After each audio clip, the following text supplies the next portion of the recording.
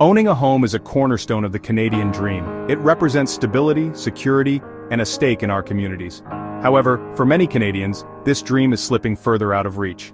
Housing affordability has deteriorated to a critical point. Skyrocketing prices, stagnant wages, and rising interest rates have created a perfect storm. This essay examines the complex factors fueling Canada's housing crisis and proposes actionable solutions. The Canadian housing market has long been a source of concern. What was once a gradual increase in prices has morphed into a full-blown crisis. The dream of homeownership is now unattainable for many, particularly young people and low-income earners. This situation threatens the social and economic fabric of our nation. Addressing this crisis requires a multifaceted approach involving governments, developers, and individuals. At the heart of Canada's housing affordability crisis lies a fundamental economic imbalance. Wages have not kept pace with the soaring cost of living, especially housing. The gap between what Canadians earn and what it costs to own a home has been widening for years. This is particularly acute in major urban centers like Toronto and Vancouver. Adding fuel to the fire are rising interest rates. The Bank of Canada's efforts to combat inflation have resulted in higher borrowing costs. This makes mortgages more expensive, further eroding affordability. Potential home buyers are now priced out of the market by the double whammy of high prices and increased interest payments. While domestic factors play a significant role, foreign investment has exacerbated Canada's housing woes.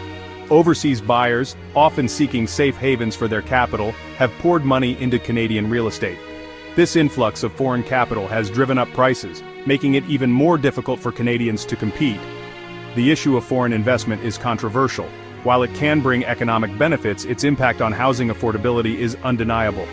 Governments have implemented measures like foreign buyer taxes to cool down the market. However, more needs to be done to address the role of global capital flows in driving up Canadian housing prices.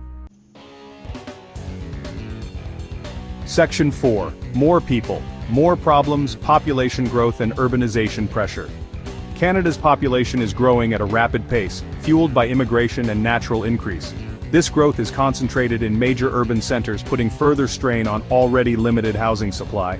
The influx of new residents, while positive for economic growth, intensifies the competition for housing.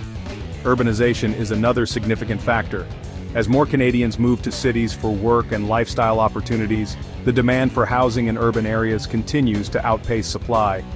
This imbalance between supply and demand is a key driver of rising prices and declining affordability. Section 5.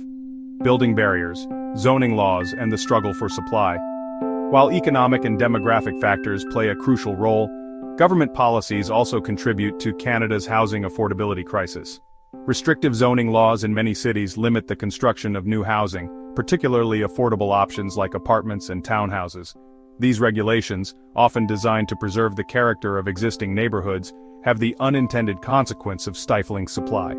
The lack of available housing options, coupled with increasing demand, creates upward pressure on prices. Reforming zoning laws to allow for greater density and a mix of housing types is essential to addressing the supply shortage.